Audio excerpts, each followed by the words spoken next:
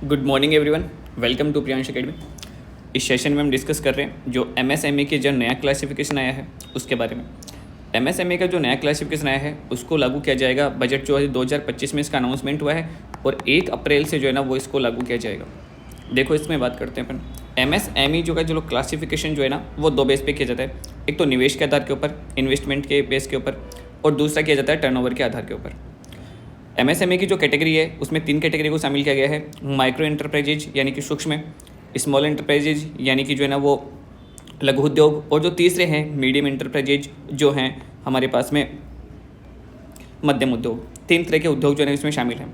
देखो तीनों तरह की कैटेगरी जो है ना वो इनको क्लासिफाइड किस बेस पे किया गया है। इन्वेस्टमेंट की बात करते हैं। पहले जो इन्वेस्टमेंट था वो था 1 करोड़, यानी कि अगर आप लोगों ने 1 करोड़ तक की सीमा, 1 करोड़ रुपए तक के जो है ना वो रुपए लगा के अगर कोई व्यापार कर रखा है, कोई बिजनेस कर रखा है, तो वो किस कैटेगरी में आता है? वो आ जाता है माइक्रो एंटरप्राइजेज में। अब इसकी सीमा को बढ़ाकर कितना कर दिया? 2.5 करोड़ कर दिया गया है। यानी कि अब अगर आप 2.5 करोड़ तक का कोई भी बिजनेस कर रहे हैं तो उसको किस में शामिल किया जाएगा? माइक्रो एंटरप्राइजेज में शामिल किया जाएगा। उसके बाद में जो दूसरा जो इसमें बेस है, दूसरा जो आधार है वो है इसमें टर्नओवर है। यानी कि अगर आपका सालाना टर्नओवर 5 करोड़ या 5 करोड़ से कम है तो उसको किस कैटेगरी में शामिल किया जाएगा? माइक्रो एंटरप्राइजेज में। और अगर अब जो है ना वो इसकी सीमा को बढ़ाकर कितना कर दिया है? 10 करोड़ तक। यानी कि अब अगर आपके बिजनेस का टर्नओवर 10 करोड़ तक है तो उसको किस में शामिल किया जाएगा? माइक्रो एंटरप्राइजेज में शामिल किया जाएगा।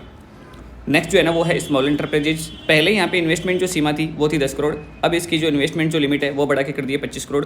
और जो पहले टर्नओवर था सालाना, एनुअल जो टर्नओवर था वो था 50 करोड़। अब इस एनुअल टर्नओवर को कर दिया गया है 100 करोड़। यानी कि 100 करोड़ तक का अगर आपका टर्नओवर है तो आपका जो बिजनेस है वो किस कैटेगरी में शामिल होगा? वो होगा स्मॉल एंटरप्राइजेज में शामिल होगा। तीसरा जो है ना वो यहाँ पे है मीडियम एंटरप्राइजेज, मध्यम लघु उद्योग, मध्यम उद्योग। मध्यम उद्योग के लिए पहले जो सीमा थी इन्वेस्टमेंट की वो थी 50 करोड़। अब इसको बढ़ा के कर दिया गया है 125 करोड़।